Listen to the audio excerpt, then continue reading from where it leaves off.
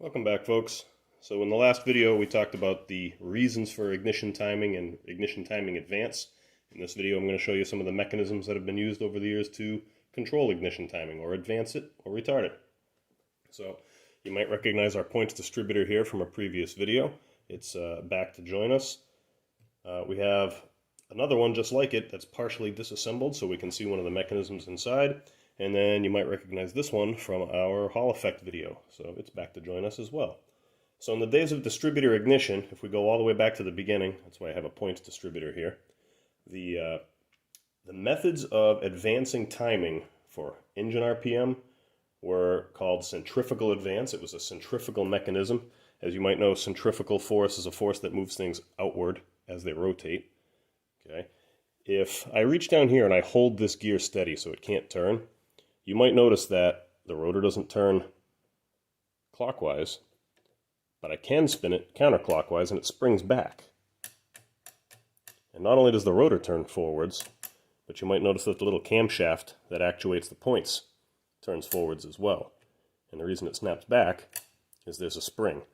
That's a centrifugal advance mechanism that's down in the bottom of this distributor, and that's why I took this distributor apart so you can actually see that mechanism. So as we said in the last video, to get the engine to start, we need about 10 degrees before top dead center worth of timing advance, and that's going to be our base timing setting. And that's going to allow this engine to start up and run at slow speed. As we speed the engine up, the piston begins to travel up and down the cylinder faster.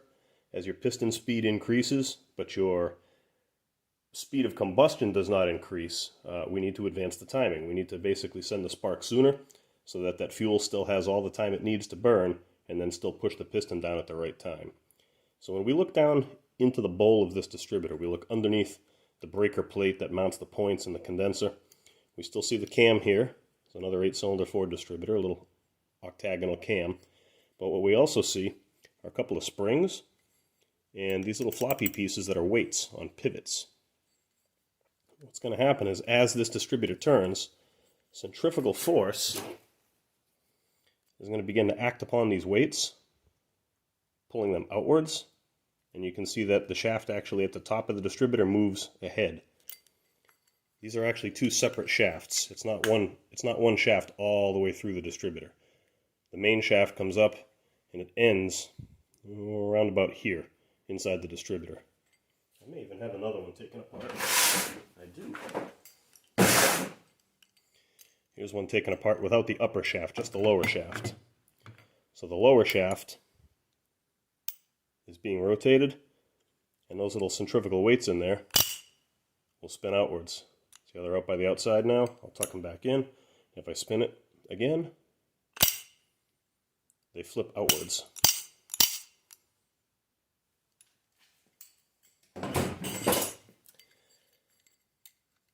So, and I knocked one of my weights out of position here. Okay, so the way we would advance our timing for engine RPM purposes was centrifugal advance weights in the distributor. You can see those in operation there. I'll actually chuck this distributor in my drill and spin it. Your eyes aren't going to be able to see the weights themselves, but you might see the blur of them kind of move outwards as I speed the drill up.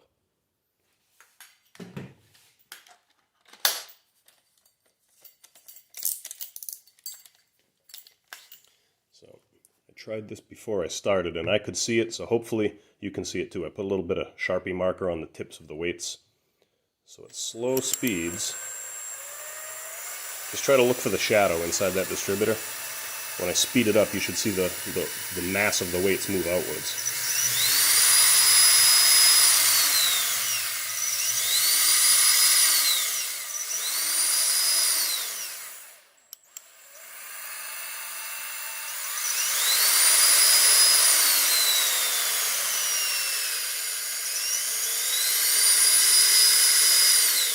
Well, I think I can see it.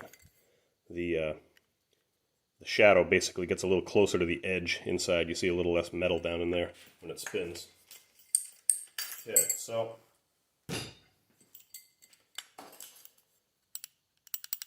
centrifugal weights, springs, a shaft on top of a shaft. What could possibly go wrong? Well, for starters, they used to put a little felt wick down in here that during a tune-up you were supposed to put a few drops of oil on, and that would keep the two shafts spinning smoothly on each other. The springs would sometimes get rusty. They would either lose tension or they would break or fall off. The weights can get stuck and not want to move on their pivots. So without some kind of regular maintenance, like if the car sat for a period of time and moisture got in here, it could cause this centrifugal advance mechanism to stick.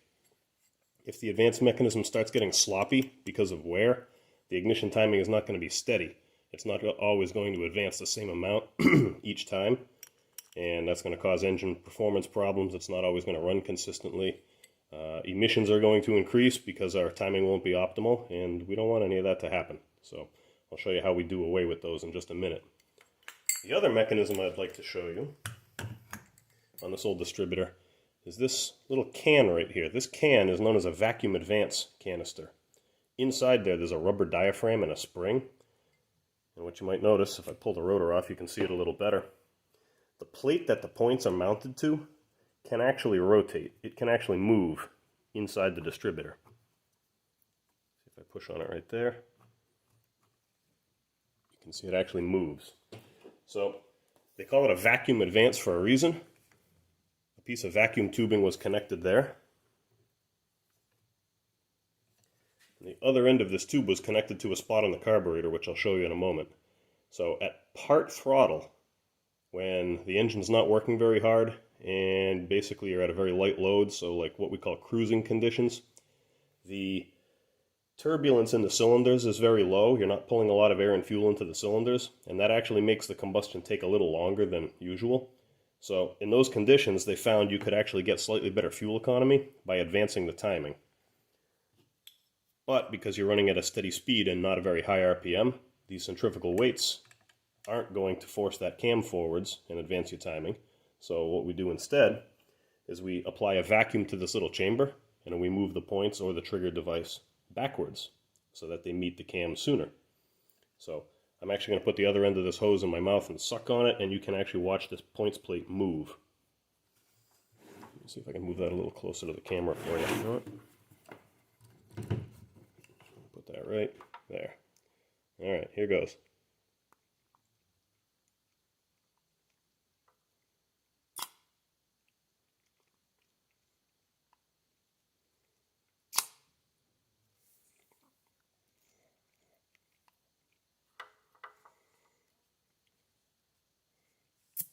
Alright, so at this point I've got the hose pinched off, trapping the vacuum in there, and you can see the points in their advanced state. And then if I let the vacuum go, it moves back. So that is vacuum advance. So you think, what could possibly go wrong there? Well, the hose could become disconnected or dry rot or have a leak. The diaphragm inside this can dry rot and get a little pinhole in it, and then it won't move anymore. The spring inside here could have an issue. The points plate itself, where it pivots, there's a little bushing right here, just like the centrifugal advance. It could get stuck. So all of these mechanisms, they worked fine when they were brand new and they were tuned at the factory, but as soon as they left the factory and normal wear and tear starts to take place, they don't work as well as they used to. The other problem with this is the tension of the spring inside this vacuum can is going to determine how much the vacuum is going to pull it, or basically how much vacuum it's going to take to move it a certain amount. And that's going to have to be tailored to different applications. There's different part numbers for these vacuum cans with different spring tensions and different amounts of travel. Some of them are actually adjustable. I don't believe this one is, but some of them you can put a tiny Allen wrench down inside the vacuum nipple right there, and there's a little adjustment screw in there, and you can change the spring tension. Okay, the tension of the springs here and the weight of the weights had to be tailored for different applications. So a car distributor would have different tension springs than a truck distributor, because the car would need more timing advance for greater performance, whereas the truck wouldn't want too much timing advance, because if the timing is over advanced when you're under a heavy load, it can make the engine detonate or ping. And you might also notice there's two slots in this distributor. Where'd my pencil go? This little slot right here, notice it has a pin in it. That's the 10-degree slot. I don't know if you can see. Yeah, you should be able to see. There's a 10 right there, 10L. That slot is wide enough to allow 10 degrees of rotation. If we spin it around, the other end has a 15 on it, 15L. This slot would allow 15 degrees of rotation, but I would actually have to disassemble the distributor, flip this 180 degrees so that the 15 slot is on this pin rather than the 10 slot. And I've seen this upper shaft with the cam come with all different combinations of slots. I've seen 10 degree, 12 degree, 13 degree, 16, 18, you name it. I've seen all kinds of different size slots. So these were all tailored for different applications. As I said, this one here fits a Ford 302. You could find that engine in small cars, medium cars, full-size cars, pickup trucks, and it was a different part number for the distributor for every application. So as soon as we got the technology to do away with these timing advance mechanisms, we did so. Alright, so on to our Hall effect distributor. This is from a later model Ford. Okay, the Hall effect sensor is over here. As we learned, there's a magnet under there, there's a chip in here, and these little metal shutters or blades shield the magnetic field so they turn the chip on and off as they rotate. If you notice in this distributor, the shaft is solid from bottom to top. The shaft does not move or turn or degree or anything. It turns as the engine runs. It spins, but there's nothing in this distributor to advance this little shutter wheel to make the timing happen sooner. There's nothing to retard it. There's no vacuum can hanging off the side of the distributor. So there is no timing control in this distributor. It's done electronically. Basically, the signal goes to the computer. The computer knows where top dead center is, and the computer is going to change your timing advance. Basically, it's either going to fire the coil sooner or fire the coil later. And then the last rendition of that Ford V8, in the early days, had points, then went to a magnetic trigger, then went to a Hall effect trigger, and then finally became distributorless. And the last version of this engine, let's see, there we go. It went to a waste spark ignition. So here's that crankshaft balancer that I showed you in the previous video. That's a magnetic trigger, so there's a magnet in there, a pole piece, and a coil. And here's our reluctor or a trigger wheel. And we mentioned in a previous video, this is what Ford referred to as a 36-1 trigger wheel. It's spaced out for 36 teeth, but there's a missing tooth. So that missing spot is how the computer identifies top dead center on the number 1 cylinder. So here's the thing. The keyway that locks this crank, this pulley to the crank, is right here, and that's in line with this missing tooth. This keyway is in about the 12 o'clock position on the engine. It's straight up and down when the number 1 cylinder is at top dead center. But the crank sensor is mounted over here, in this position here. And actually, we're looking at the back of the crank sensor. If we look at the front, the crank sensor is mounted over here at like 10:30, 11, something like that. So, roughly, and I don't know its exact mounting position on the engine, but it mounts kind of over in that neighborhood. 1, 2, 3, 4, 5, 6. It's somewhere in the 6 to 8 teeth advanced range. Basically, the TDC signal has long since passed the crank sensor when you actually get to TDC. So what the computer does is it sees that missing tooth go by, and it starts to count. It knows that it's 40 or 50 degrees before top dead center. If it wants 10 degrees before top dead center to start the car, the computer will wait, say 50 minus 40. It'll wait 40 degrees and then fire the coils. If it wants 20 degrees before top dead center, it will wait 50 minus 20. It'll wait 30 degrees and then fire the coil. So the computer is basically doing the timing by just delaying when it sparks. And if we delay longer, that's less timing advance. If we delay less, that's more timing advance. So we have computer-controlled timing. I'm going to point this camera up at the board. Okay, I think that's about where it needs to be. So, again, centrifugal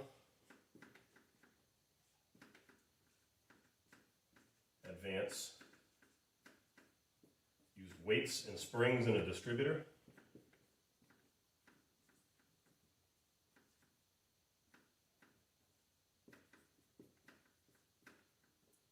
And this was advancing the timing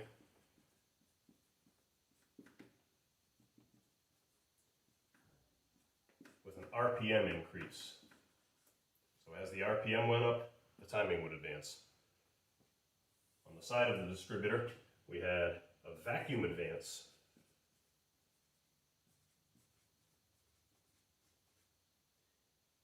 So it had that little can with a rubber diaphragm inside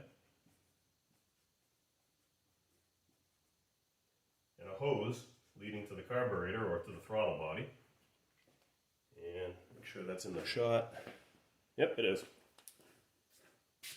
And this is advancing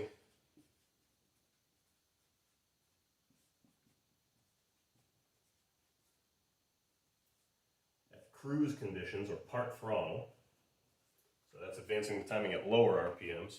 If you were to be, say, cruising at 2,000 RPM, relatively high gear, back roads, just sort of putting along, maybe not even 2,000 RPM, maybe less, maybe like 1,500 RPM, again, just gentle, steady speed cruising, this vacuum advance would be advancing your timing. At that point, if you stomped on the throttle, the vacuum would go away and the timing would retard a little bit so that the engine wouldn't ping. And then as the RPMs came up, as the engine actually accelerated, the centrifugal advance would bring the timing RPM or the timing advance back. So these two are kind of working under different conditions, and they're sometimes working together and they're sometimes working opposite each other. So it was kind of a delicate balance. In the earliest engines, you didn't have a vacuum advance. This came about when we started to become conscious about fuel economy. So mid to late 60s, we started seeing vacuum advance. Some of your earlier engines, they had it earlier than that, but some of your earlier engines didn't use it. And a lot of performance applications, the distributor did not have a vacuum advance on it at all. It was only using the centrifugal advance down inside the distributor. And then once we got the technology to eliminate these things,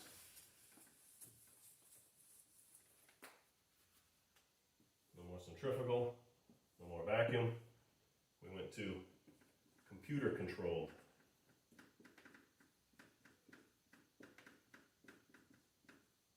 Timing.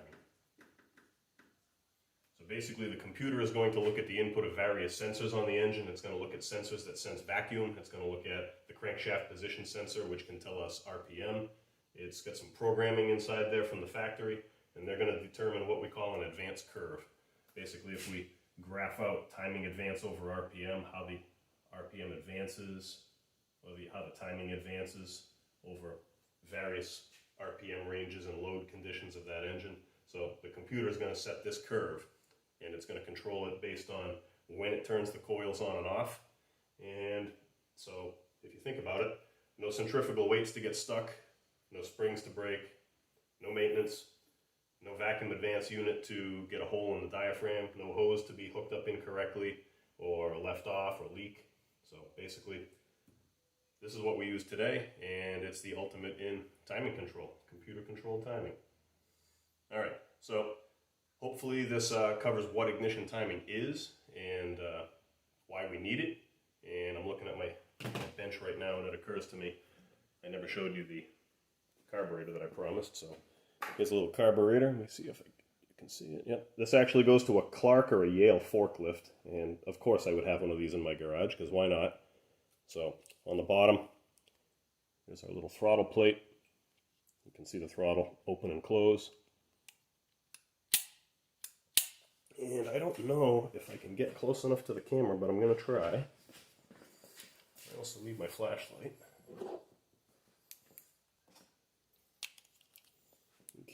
Down in there, I'm going to open the throttle. I'm going to try to open the throttle. There we go. Okay. When you look down in the bore, there's a little yellow spot that I have highlighted. I put my paint marker in there. That little hole is normally covered up by the throttle when the throttle's closed. So I'll let the throttle close, and you can see the yellow spot's visible, but the hole is not. That hole leads to this little vacuum nipple right here. So that would be the vacuum source for the vacuum advance unit on the distributor. So basically when you're cruising at part throttle, that's going to advance the timing. And you might be wondering, when when are you ever going to cruise on a forklift? You're not, but they do still have timing mechanisms. So, in a future lesson, I can explain how that carburetor works. We're going to be doing some fuel system lessons in the near future, so stay tuned for that. For the moment, that's going to go back down into the basement. And hope you enjoyed our timing control lesson, so timing advanced mechanisms, and I'll see you next time.